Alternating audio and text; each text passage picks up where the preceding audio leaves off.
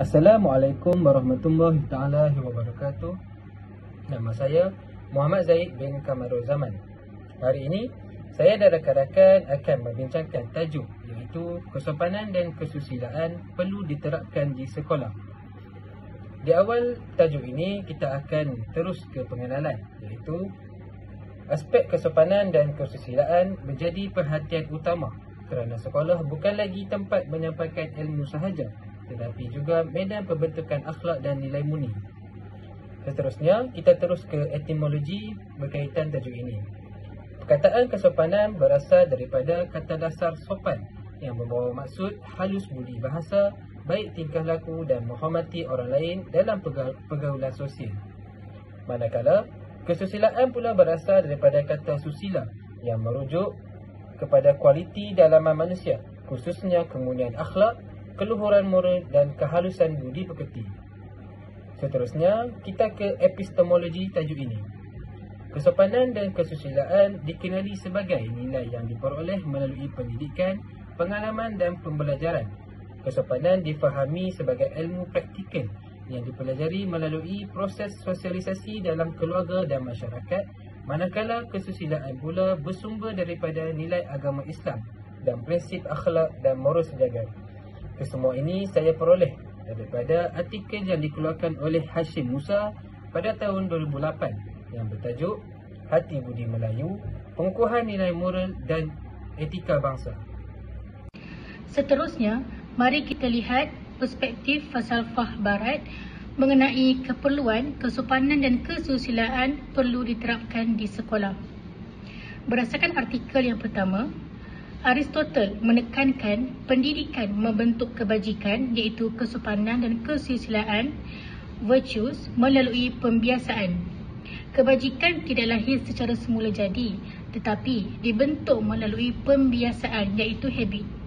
Sekolah ialah ruang latihan moral dan pendidikan perlu membiasakan murid berkelakuan sopan sehingga ia menjadi sebahagian daripada diri mereka. Yang kedua, Immanuel Kant menegaskan moral sebagai kewajipan rasional iaitu kesedaran, tanggungjawab dan penghormatan terhadap maruah manusia bukan kerana takut dihukum. Oleh itu, gurulah berperanan sebagai teladan dalam menanamkan kesopanan dan kesusilaan di sekolah. Seterusnya, berdasarkan artikel yang kedua, tokoh seperti Plato, Aristotle dan Socrates menekankan bahawa pendidikan membentuk akhlak dan karakter. Kesopanan dan kesusilaan perlu diterapkan di sekolah supaya murid bukan sahaja pandai tetapi juga berbudi pekerti dan bertanggungjawab. Di sini, kesopanan dan kesusilaan ialah sebahagian daripada akhlak dan juga karakter.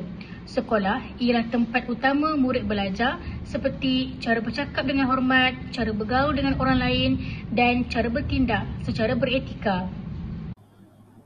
Saya Muhammad Izul Arif bin Ismail, nombor matrik 2251274.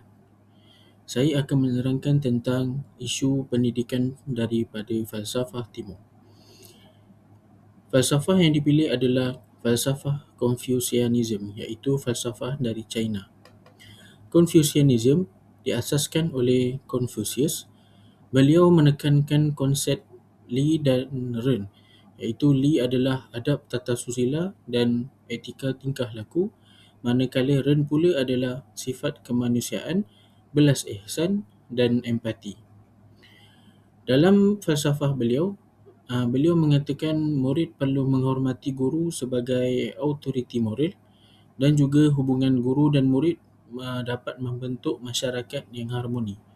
Contoh amalan Li dalam pendidikan adalah yang pertama, memberi salam dan hormat kepada guru. Yang kedua, bertutur secara lembut dan teratur. Yang ketiga, mengamalkan disiplin di dalam kelas. Yang terakhir, aktiviti mentoring antara murid senior dan junior. Baik, seterusnya kita akan melihat tentang pandangan falsafah Islam. Menurut falsafah Islam, tujuan pendidikan adalah melahirkan murid yang seimbang, berakhlak mulia, berlandaskan keimanan kepada Allah Subhanahu Wa Taala. Baik, kita akan melihat pada tokoh pertama iaitu Imam Al-Ghazali dalam kitab Ihya Ulumuddin menyatakan bahawa pendidikan dapat membentuk akhlak dan penyucian jiwa dan Pendidikan tidak hanya sebagai penguasaan ilmu semata-mata.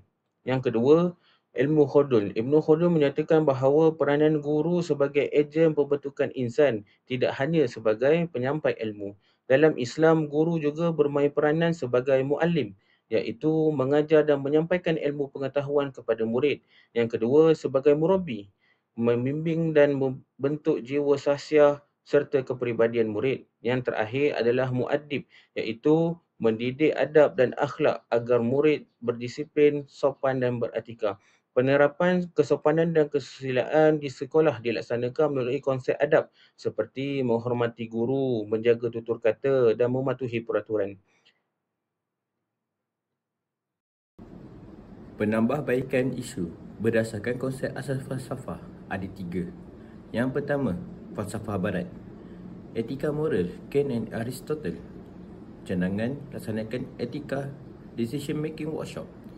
Menggunakan dilema moral untuk latih murid membuat keputusan yang beretika. Sokongan ringkas, Colbert and perkembangan moral. Yang kedua, falsafah timur. Adab dan hormat, Confucianisme. Cadangan jadikan rutin kesatuan harian seperti memberi salam, mengucap terima kasih dan penegahan positif. Sokongan ringkas, Yao, latihan adab melalui ritual. Yang ketiga, falsafah Islam. Akhlak dan usaha asana. Cadangan wujudkan modul akhlak digital dan kesopanan syariah, termasuk tazkirah pagi dan latihan bersama bahasa sopan. Sokongan ringkas Al-Ghazali, pembiasan akhlak.